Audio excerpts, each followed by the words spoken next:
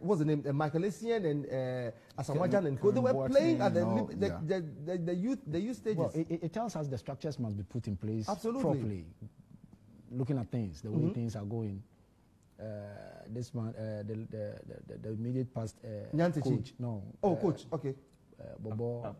Salastete. Yeah. We call him Bobo because he was just behind our house. Oh, so we saw how he groomed some players and we got to that level. Yeah, if given the opportunity and pushed properly, I think we can do that. Yeah.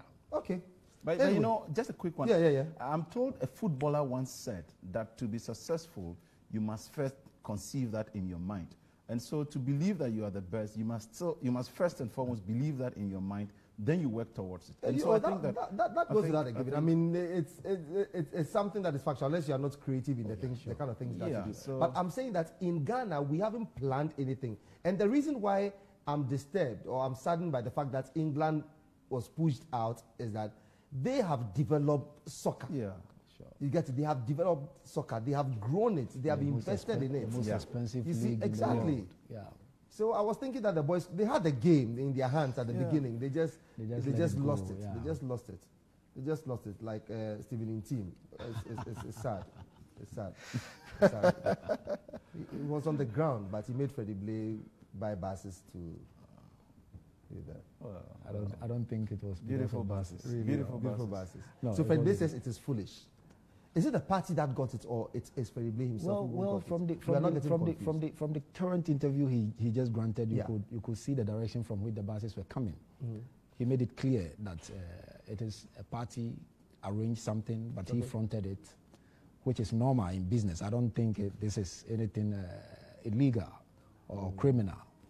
And you know, he made those statements, I think, because he was a bit upset, and it was getting a bit pushy on his side, persistently saying he's been involved in corruption and corrupt activities. You know, obviously he would like to... Were people describing it as corrupt, or they were saying that NPP is not noted for these things, as in splashing money to convince delegates to vote for you? Well, so they were thinking that... Well, party develops. Okay. Party grows with time. Some years back, there are political parties that you need to find a way of resourcing your grassroots. If the party has come to the decision that they need to empower their grassroots, I don't think there is anything wrong with that. Yeah. So if this is how they are doing it, Freddie Blay fronting for it, I don't see anything. You don't see it, so anything wrong with that. Okay. Yeah. Yes, I don't find anything wrong with what is going on. But it is completely wrong when actually you decide to actually make your priority the select few of our society. What am I saying? The fact is that we are in this country and we are told we need ambulances, for instance. We have only 55, out of which many are not functioning. And if a political party thinks that they want to actually prioritize their people, well, it only tells you, it lays credence to what George A.C. Boateng said some time back in Kumasi, that they will always prioritize their own people. And this is evident of that they have decided that, look, let us resource our party people first before other people. And so they are Ghanaians before But this was geared towards the NPP delegates conference. So if it's bought it for the NPP, isn't it in line? No, it is not in line unless you don't want to be citizen enough, as the president requested that we be. Interesting enough, in the interview that Freddie Blay granted, he could not answer some of the questions that he was asked. That, okay, which company did you engage? Which company? I wouldn't want you to ask me questions on that. That is very improper. And so for him to suddenly, he was in a CPP. But does he reserve the right to decline? Oh, he reserves every right. In fact, exactly. he reserves so every right. He reserves every right not to even comment on it. But I think Ghanaians are forming their impression based on his demeanor and the kind of words he's throwing out at them for questioning something he has done. Less than just 2 years, you were with the CPP. You couldn't help them procure even a bicycle tube. And then suddenly you could actually get them 275 buses. So he says in his interview that if yesterday I was not doing business and today I'm doing business, what is wrong? Well, so he should come clear. He should be bold and be man enough to say, I'm doing business. This is what I'm doing. But you see, it gives a lot of question as to the personality involved and the character that is at play. Because we want to know where is he, who is he. He is the board chairman of GNPC. So should we now take a critical look at that institution and see what exactly is going on there? Because if now you are saying that, oh, I just had some friends who I came together with and did all that. So these friends are all in the NPP, or some are from the CPP, or they are just ordinary Ghanaians, and all of a sudden you could raise 11 million and you didn't find it prudent to even say that you are even commuting 5 of those vehicles into ambulances. It even tells you the priority. And after all, they were able to succeed at even deceiving the delegates. Trust me, politics is a matter of communication. He knew very well that these buses were arranged by the party, etc. But he made it look like it was himself. I listened to John Boadu, and John Boadu also said that the party agreed, but not all the executives were in the known. What kind of leadership is this? At what point did the party agree? It is not coming out. You get my point. So those are questions that ought to be answered. And then it tells you that it seems a very few people are in charge of the party, and what they decide is ultimate, because probably they are the ones wielding power. And so if you are now saying that it is party, why didn't Freddie Blayne, during his promises, etc., make it known so that he doesn't take undue advantage? So long as we exist now, it is obvious that he took undue advantage of that over Stephen Ntim. But I am equally happy for Stephen Ntim as well that he also lost. I must be sincere with you. Because one of his aides called Fadi Dabusi, the Lebanese Ghanaian guy, at the point when the race started, this gentleman was all over the media landscape like flies over garbage, and was trying to attack the elders of their party, including, I think, Paul Afoko, Kennedy Japan, and the people who were suspended, calling them all manner of names and trying to extol Stephen Ntim as the only true Nana Addo ally, pro-Nana and all that, and attacking all the other people. Then suddenly, when the dynamics changed and it looked like Ntim was no longer the favorite of the president, they came out again themselves, now saying that you think you can treat us the way you treated Paul Afoko. So apparently, they are now spilling the bean themselves that, oh, Paul Afoko was treated in some way. And so you get it. So it means you are even a hypocrite yourself. So I think Stephen Ntim himself was actually going to be a square peg in a round hole, because he was not cut for the job. If his kind of propaganda was just to be attacking people, thinking that will make him the president's favorite. And it didn't turn out that way. So now it has to go this way. Talk about Freddie Blayne. Freddie Blayne also helped them to defy their own principles that on which President Akufo-Addo rode to become president. When he tried contesting to be president from the primaries, I learned it's about 3 decades now, before he eventually got the nod to become presidential candidate and president. It was on the basis of the fact that, he has been with us through the trenches. Exactly, yeah. But here we are, the new Stephen Ntim through the trenches with them, all that. Freddie Blayne came just from the corner, and all of a sudden, I think. But is it not personality specific? Well, so if you move it, I said this one day, but to be very sincere, very sincere, I have been saying one thing, and permit me to say that again on your program, that if acquiring education and reaching a PhD level will make me act in churning out inconsistencies like our vice president, then I'll prefer to hold my BECE certificate. If being old and wise will make me act in the way our presidency is governing us, then I'll prefer to be a young man forever. And if being competent is the way the NDC, MPP are presenting themselves to Ghanaians, then I will prefer the incompetence of the NDC. Why am I saying so? When you look at all what is happening, you would agree with me that, like it or not, there's a lot more energy in youth than the aged. The aged can offer you good counsel, wisdom, and all that. Are you telling me that Freddie Blayne probably has the best alternatives and all that for the party? But he was voted for, so it depends on what he said. That is why we all know that let me find out from Daniel. But I mean, Daniel, do you buy in the fact that Stephen Ntim shot himself in the foot? Well, this is politics. Yeah.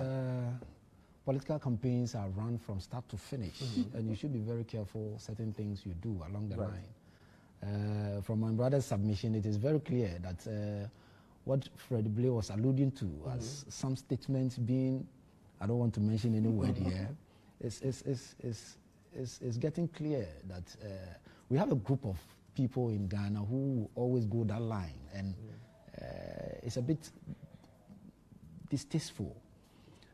Stephen Ntim didn't shoot himself in the foot. This is politics. Yeah. Anything happens. He ran a very clean campaign, very clear campaign, nice campaign. I was one of the people who wanted Stephen Ntim to win. Oh, sorry. Because, don't worry. Hard luck, best. Oh, yeah. But that doesn't matter. This is... It's a contest. It's a over. contest. Done. Yeah. We are one people now. Let's move on. Now Blay is the chairman. What do? We all have to rally behind him, work, and make sure we keep NDC in opposition for a very long time. Really? Because you want a one-party state? Not really a one-party state. They will contest elections. Okay, but they will always be losing. They will be in opposition. Do you know, like if you have John Mahama as the flag bearer. Oh, John Mahama coming as the flag bearer kills it. Yes. It makes it very easy for us. Anytime John Mahama, give him blood to drink, he stays young. Yes. We will continue to maintain them there. Because I think from the way they speak and the way they do their things, they've not changed. Right to 2016, they continue to do the same. And we are very happy when they go along the line. Right. Because it's going to make our work easier for us to maintain them there. Okay. Ghana needs to develop. And in developing, we need more than 16 years in power for MPP to put Ghana where we want to go. No, that one, I don't think MPP and NDC people are ready to develop Ghana. Let me take a break here. Let me take a break here. When you come back. No problem. Trust me, NDC, MPP, you don't have Ghanaians at heart. Oh, that is not true. That is not true. Take a break here. This is Ghana Tonight. We shall be right back. Just stay on.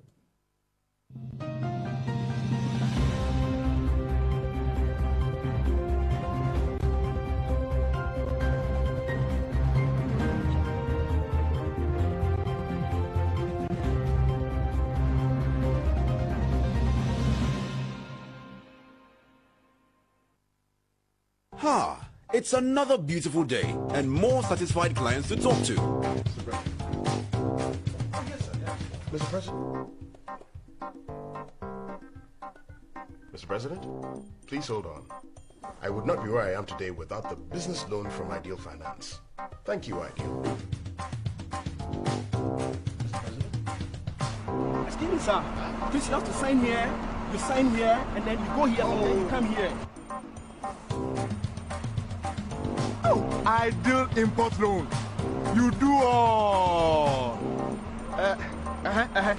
For all your loan and investment needs, talk to us at Ideal Finance. Call 0302-543-437 or 8 or visit idealfinanceghana.com. Ideal Finance, a loan just when you need it. A member of Group Ideal. Locate Ideal Finance at Lake Road, Asokwa, near Garden City Radio. Telephone 03220-420-55 or 03220-420-69.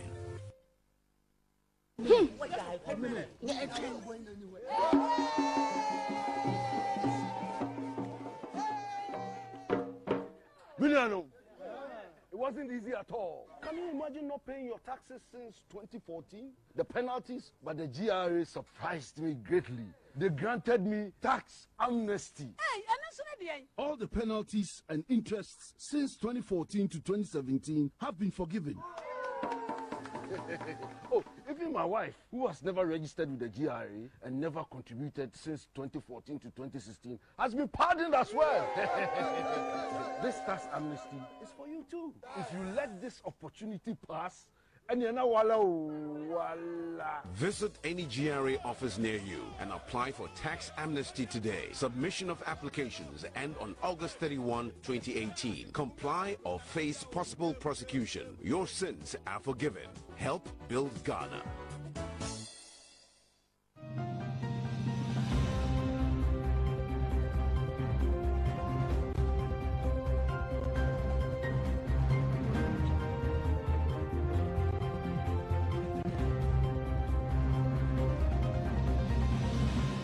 So when you get to the new Fidelity Bank, opposite it, you can find Legend Bespoke. That is where you can get all the great attire that befits a man of a certain caliber. So if you are an executive, you are a director, you are a board member, board chairman, go to Legend Bespoke and you get the most suitable suit that you're going to wear to all your meetings and all other occasions. Now let me give you the number. It's 024 303 8666 024 303 8666. Legend Bespoke would give you something that suits your body, your shape, and your figure, as well as your stature and your status. So get them, and they will ensure that you are looking good anytime. Now, Mr. Kweku Bako has gone to the Supreme Court to challenge the committee that recommended that Charlotte Osei should be removed from office. He says that he is challenging the committee because the committee exceeded its powers. Let me start off with you, Elikem. What do you make of this move by Editor-in-Chief Kweku Baako? Thank you, Sadinam. I am not surprised at all by the decision by Kweku Baako to toe the line of the masses. Reason being that even though, I mean, it is no open secret that he is more aligned towards the current government than any other, the embarrassment is becoming too much, and it's looking obvious that government is taking calculated steps politically to actually circumvent the rights of people and do many other things. Bearing in mind the fact that this matter is in court. One other, Fafali, also took the matter to court. The relief they are seeking is almost similar. I think Kweku Baako's main priority is the fact that he feels that the decisions by arrived at by the committee and the Chief Justice seem to be more of administrative related rather than what the Constitution mandates the EC's office to do, especially on the fact that you're talking of misbehavior and incompetence. By what do you qualify that? That can only be qualified administratively. By law, according to the Constitution, I do not know where they actually derive those powers from. And the fact also remains that, well, the government in power said it long ago, that when they come to power, they will make sure they remove Charlotte Osei from office. And this is also known to the whole world. And so if now they have come to power and they seem to be on that tangent, we are not surprised, but are only disappointed at the way at which this government is bent on probably even making this country go down the abyss just for the sake of power. They are making it look very obvious. The theory propounded by one Wilfredo Pareto, that the 2080 rule, that suddenly the very few people want to actually decide for the majority of the people, no matter what the majority of people say. I'm just taking that. I mean, Wilfredo said that 20% of the people possess 80% of the wealth. And so in this case, they are making credence to that. And I think I think that we will be smart enough and be looking at the technicalities of all these things, because to be very sincere with you, I am not moved at all by Kweku Baako taking the matter to court. I would rather be keen on looking at the other lady, Fafali's, instead. Because this, to me, is just a gimmick in order to find another way of watering down the whole case. And so it will be like, oh, even Kweku Baako, who is an ardent follower or individual associated with the government, took the matter to court, and maybe it was quashed. But I don't think Kweku Baako will be that childish enough to play to the gallery, just so people make such assertions. This is not playing to the gallery. You know, he has openly expressed his bias towards Charlotte Osei, and I have done same.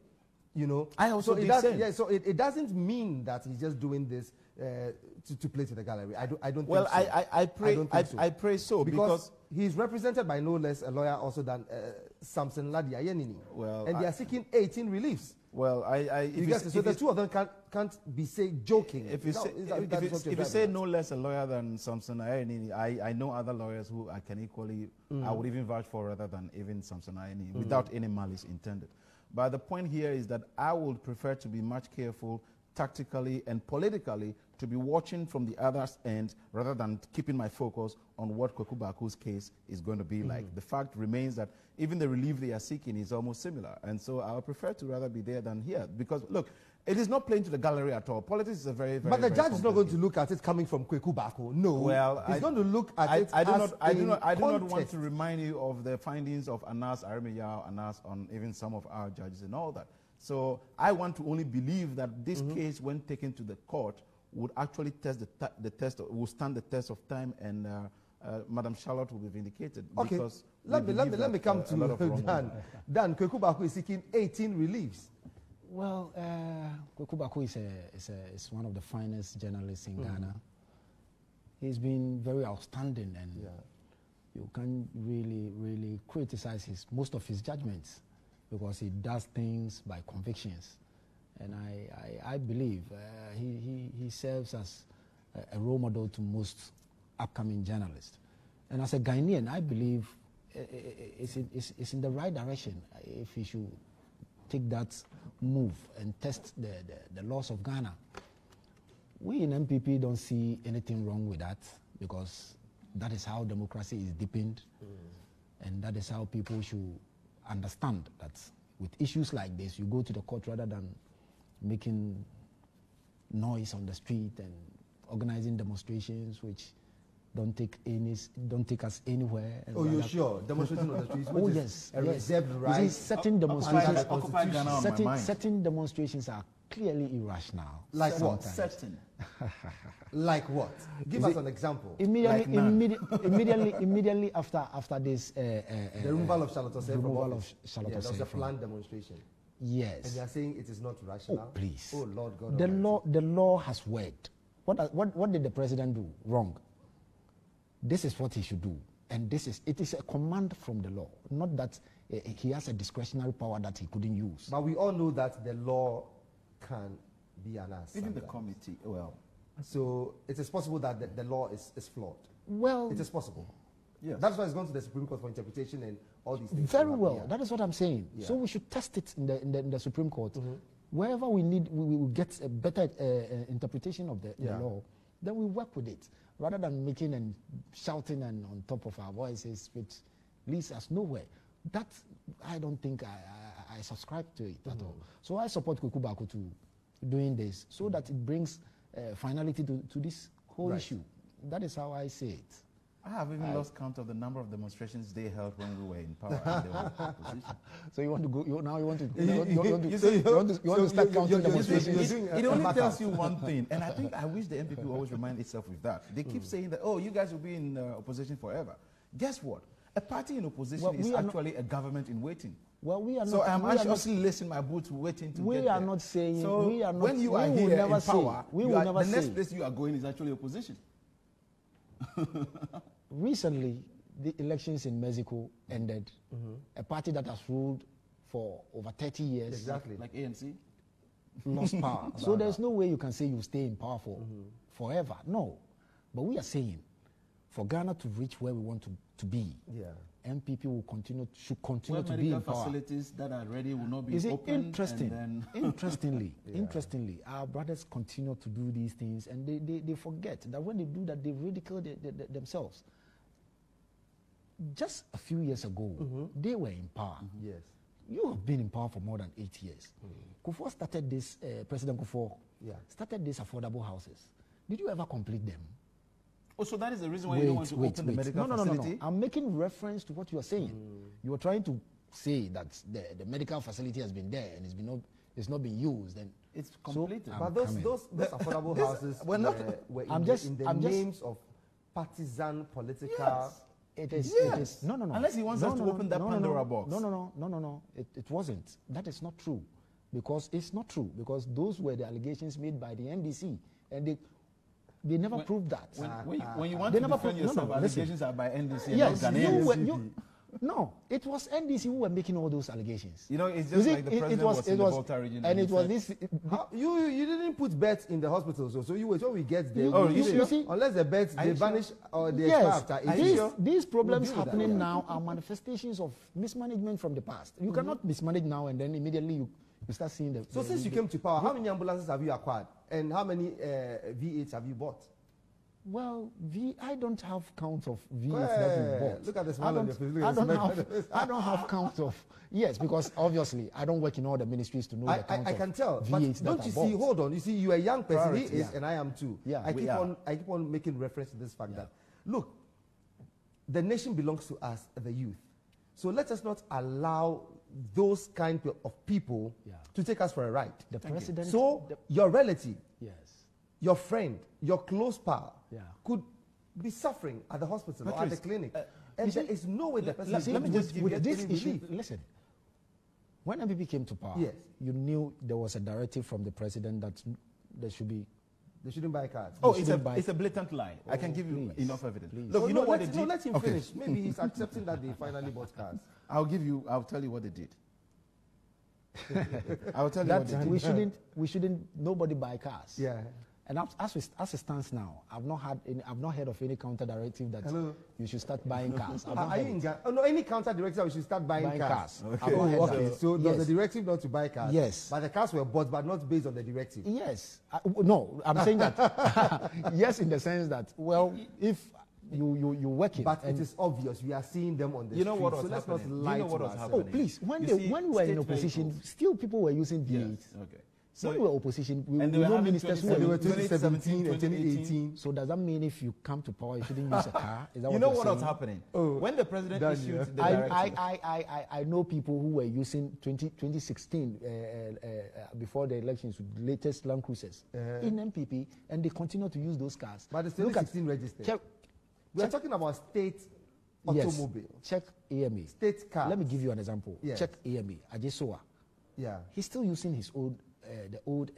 That is not what we are talking about. You're talking about the 2017 and 2018 registered car. And I'm telling you that the name of the state. And I'm telling you that the directive of the president continues to stand as it stands now. So are you saying people are flouting that rule? Well, I don't know where they are batting. I won't be surprised because they are traveling haphazardly and they have to issue a caveat warning them not to travel.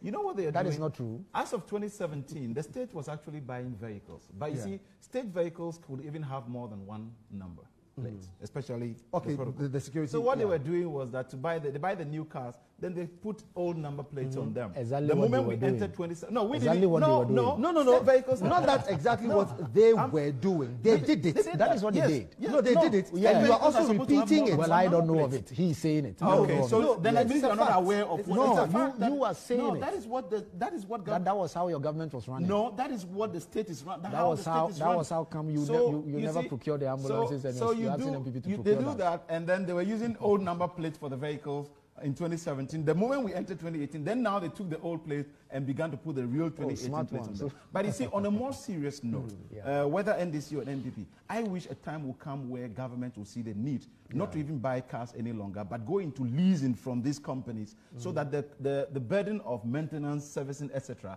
lies on the manufacturer. Because we have Toyota represented here, Honda represented here. And I only wish that we'll have a president that may even use let's say, Honda CR-V. And then if the president is using Honda CR-V, who are you to go and use any car above that? Can you imagine the number of how much we would have saved the public purse on that? In fact, it is very worrying to talk about the health issue. Today, about 4 hours ago, a very good friend of mine, who is a medical doctor himself in Takoradi, had a cardiac arrest or whatever. He had a seizure or whatever. Okay. And he was revived in the morning. They have to refer him to Kolebu. The ambulance was bringing him to Kolebu, and his brother and myself were called to go and make arrangements for him. When we got to Kolebu, the cardiac center, they had closed. They said there was no bed, the same no bed syndrome. We had to now go to Trust Hospital.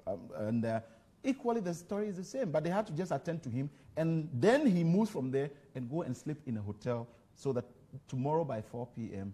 he gets back again. This is very worrying. It is only a passionate appeal again that if the president says that we should be citizens and all that, look, there's no justification for why you have not opened the Legon Medical Facility. There's no justification for why the Maritime Hospital or the Bank Hospital of Ghana Hospital are still lying there. Look, lives are at stake. People are dying on a daily basis. And I keep saying as a youth that, look, we are no more the future leaders. Actually, we are leaders of today because the future arrived actually even yesterday. Yeah. So we have a lot of catch-up to do. And it is our future that is being gambled with. And therefore, if we see something that is wrong, we should be bold enough to man up and say, look, this is wrong, Mr. President. We think that you must do this. He has over 998 staffers that I'm sure about 75% of them are youth. They should reconsider these things and put in a petition to the president. Let me find out from Daniel. Is this something that is at the heart of your party? Very well so. We should always thank God we had MPP in power.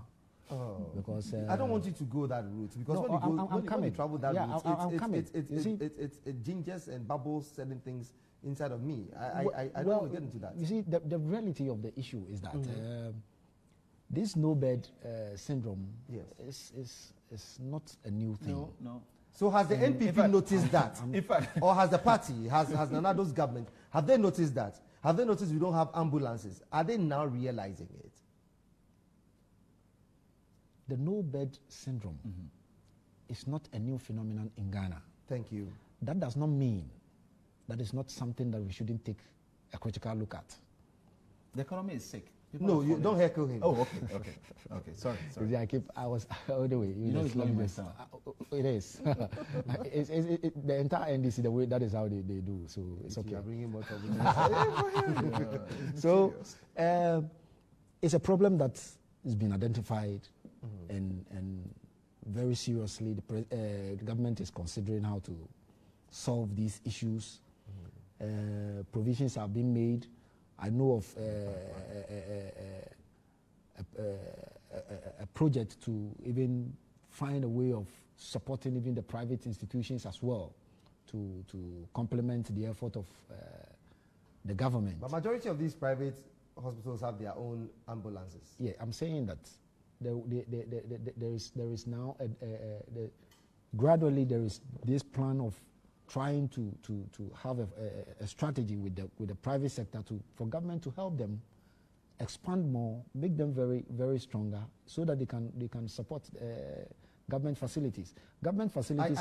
I don't get the correlation in what you're driving at, as in you're supporting private businesses. Let me help you with what he was trying to say. No, I don't need your help at this point. The no-bed syndrome. The no-bed, exactly. Yes. I mean, what policy? There are shortages. Meaning shouldn't there be an emergency meeting? Don't you just have to sit and say that no, this thing is becoming, as people say, is becoming unbecoming. So let us just sit up and say, plan. This is what we are going to do. Plans A, B, C, and D, that is exactly what I'm saying. This is a plan that should be thought through properly. You don't just do things and later you on. thought through free SHS. But it's working well. Yes. Yeah. So one of the plans I'm telling you is that fixing the government facilities.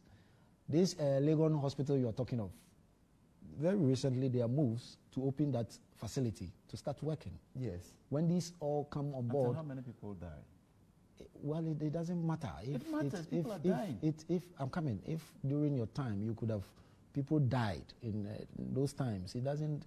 I can't believe you say it doesn't matter. People die. No, I'm saying that what changes if people die in 2015, 2016, when the facility and we are ultimately means? We are all dead people. You know that this no-bed syndrome means? You know that ultimately we are all dead people. More and more people are struggling and suffering, and they are falling sick, and everybody is rushing to the hospital. Is it that when I talk you can't sit? No. Oh, okay. Then you better leave me to allow me to talk. Oh, so you are still not done? I'm not done. Jesus Christ. Interesting. So what I'm saying is that government have taken notice of what is really going on. It is a crisis. It's a problem which needs to be solved, and government is doing everything within its means to solve. So let me read this to your hearing. City FM online, and it says, "We will fix no-bed syndrome in hospitals, Minister." Yeah. Now it's May 18, 2016. Yeah. May 18. Is that possible? Yeah, May 18, 2016. This is what I'm getting. The Deputy Minister of Health, Victor Bampo, has indicated that his outfit is taking measures to ensure various hospitals are stocked with enough beds to accommodate patients who are rushed there for medical care. Yeah. The move follows the death of a patient who was rushed to 3 government hospitals for medical care but was turned away due to the limited number of beds. The Deputy Minister earlier posted on his Facebook page that the patient had to go through a 12-hour ordeal of no bed, go to this hospital, which took them to 3 government hospitals until he finally succumbed to his illness in his nephew's arms on the ground of one of the hospitals. Now, speaking to CTF, Mr. Bampo described the practice where hospitals turn down patients due to lack of beds as illegal and immoral. He was, however, quick to add that the ministry will soon address these challenges. I quote, he said, "Some work has been initiated to make sure that the no-bed syndrome does not continue in hospitals. We are setting up a system that will have one person at every hospital to check if there are beds there." Okay, that was. This is 2016. 16 May. Yes. Oh, I think as at that time. This is 2016. So as at that time, the economy was sick. And 2016, May. So the economy was sick. May, yes. Yes. 2016. So if the economy was what sick. he said then. Yeah. So if so the economy was sick then. Yes. So if you take a look at that, you now want to ask yourself, Why is it that upon all these challenges that we faced, we make sure we have put in provision to ensure that these things do not happen again? The reason for the medical facilities that we are putting up, if you go to Kumasi, if you go to every region, if you go to even the Dodowa here, where I learned there has not been any death, maternal death in some long time now. If you go to the Bank of Ghana Hospital, the Maritime Hospital, these are facilities that are supposed to be opened. They are ready to be used. The last time we checked, when this project, which is $218 million, for instance, the PRO of the Ministry of Health came out to let the world know that the project was 95% complete as of the time we were leaving office. Then government changed hands, and when they took office, they said no, they now need over $50 million in order to complete the project. A project that has $217 million and required only, was 95% complete. $50 million is not 5% of $217 million. But that even notwithstanding, so what is the reason of government not wanting to even open these facilities? Basically because you are now having a tussle with them, with the administration of the University of Ghana, for instance, over management of a hospital or a facility that you called Photoshop at a point in time when it was being put up. Suddenly, it is no longer Photoshop. It is actually exists. It's real. It's physical. But you now want to take part in ownership of that facility. And that has resulted into a struggle, and we are losing lives. And you will say that it doesn't matter because even during the past, lives were lost. I'm sorry, hello. You said we are incompetent. And now you are competent. And you see, that's what I was saying, that if the competence that was promised Ghanaians is what this government is displaying, then I'm sure Ghanaians will actually prefer the incompetence of the NDC rather than the competence of the NPP. You said you are competent. Run this economy now, you are complaining. The dollar is somewhere else, it has a mind of its own, is now a fugitive as we speak.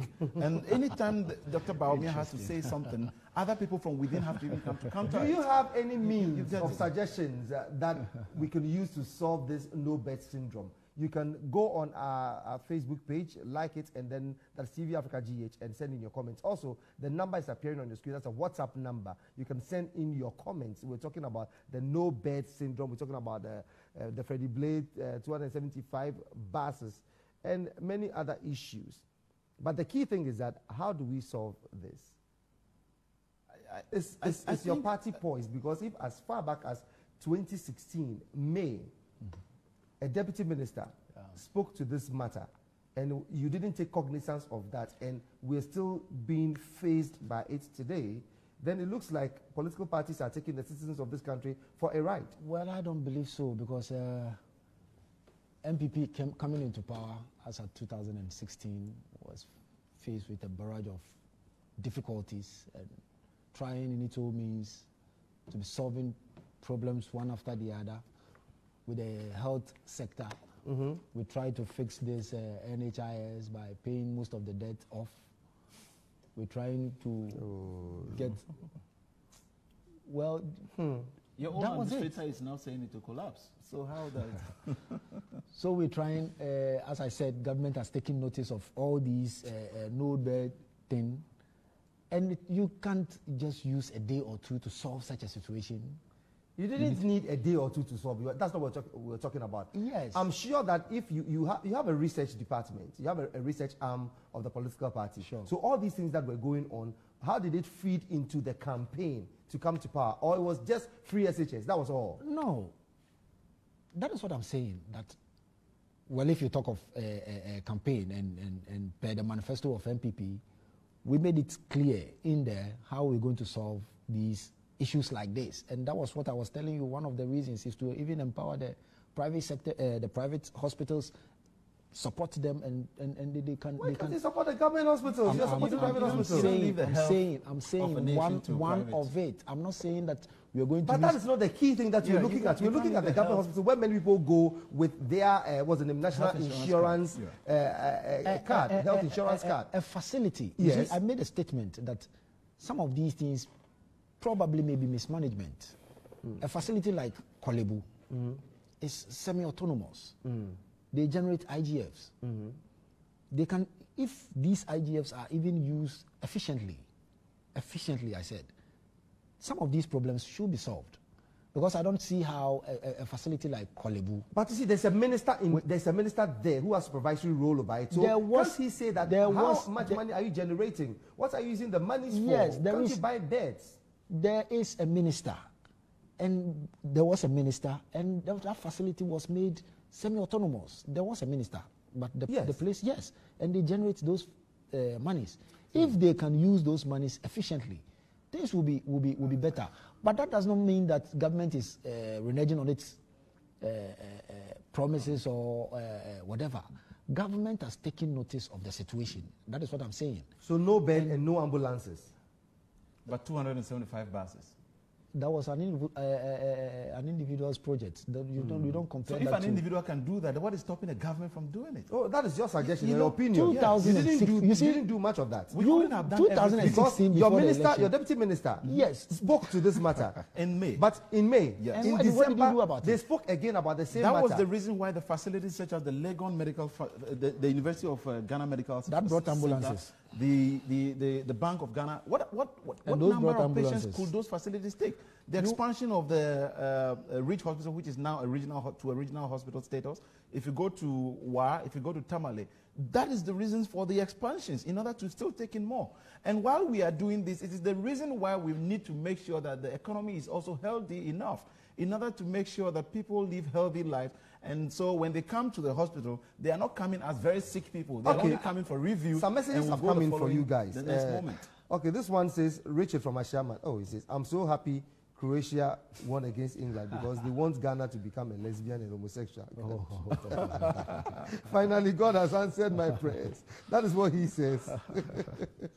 Okay, so let's go through the messages. This Napo Jr. from Kumasi. Napo needs an award. He says, let me commend my NPP guy. I don't have a problem with Kweku Baako going to the court. He should test the law. But he should not forget that EC boss is a lawyer. Patrice, continue the good works for God and country. Thank you so much, Napo Jr. in Kumasi. Because of you, I'll travel to Kumasi to come and look for you. Please don't call the line. It's a text line. Don't call the line. Okay, this one says, Elikem, you are too good. We are in Central Ayawaso, and we are solidly behind you. Is Dan a government communicator? Hey, Habib from Pig Farm. Dan, are you a government communicator? Somebody knows you, I'm sure. He wants to find that you're a government communicator. He's Habib from Pig Farm. Yeah, okay. Habib, good evening. Okay, so Mr. Host, the young MPP guy has started lying his way to deceive the masses like his leaders. I'm a youth too, but when I see young people play politics with propaganda, I fear for their future. This is Julius from Medina. Mr. Host, check this out. I was in the hospital a week ago with NHIS card, but did not cover any of my treatment and drugs. I had to pay for the treatment. Okay. And he shows a picture of himself being in the hospital. Okay. Alhaji Hamza from Pig Farm says, Patrice, it is the responsibility of you, the journalist in this country, to go deep into the issues of the buses and tell Ghanaians the truth. Because we were told it was Freddie Blay who paid $3 million as part payment for the buses by the party. So how can the innovation be his idea? Freddie Blay today's insulting Ghanaians that we are foolish, and even went further to say Toby Apede should stop the ignorance and palm wine business talk. Did he really say that? I didn't hear that. Okay. I like Mr. President and his policies, except the removal of the EC boss. It doesn't make sense at all. And the form of publication of and from the publication out, 23 allegations against the woman, it reduces 6. Okay, it's not too clear. Area President, Spintex. I appreciate your text, but let it be clearer the next time. No bed syndrome. Good evening, boss. I commend Elikem Kotoko for the good work he's doing on behalf of Ghana. For the MPP guy, I think he has no clue what you're talking about in the studio. This is from Brooks in Pukwase. Senior, Ghana needs a national policy and agenda to drive the country towards an ultimately independent state devoid of aid, which would be imperative on every government that ascends the throne of power. I thought the president said Ghana beyond aid. Oh, no, just yesterday we took $300,000 from a certain government in order to refurbish our Ministry of Foreign Affairs. We are really within aid. I'm personally yet to see any other political party other than the two giants making constructive impacts on the state of affairs away from the seasons of elections. However, the NPP amazes me when they always have to compare their work done to their described incompetent former government when it is brought under scrutiny. Please help me tell your guests for the NPP that it's time to work And one way to reduce no-bed syndrome, in my opinion, is to operationalize the CHIPS compound, and other urban health centers. This is Kafui from Archie Mota. Good evening, sir. Per the analogy of the NDC, it sounds as if the beds were there and overnight the NPP has bent them away. The problems of health is multifaceted. The party has solved the issues of NHIS. The government has directed that the 1 million per constituency will be used to buy ambulances for every constituency. Let's not create the impression as MPP came and destroyed all the beds. Okay, this is Nana Kwesi from Tema. Please, my question to the NDC guy talking about competencies: who created the mess and made it difficult for the current government? Okay, he's asking you. Okay, Kweku Bako is not serious. How many people were sacked? Oh, okay, so that's all the question that you asked. Okay, you should also know that he reserves the right as a citizen of this country to do as he has proceeded to do.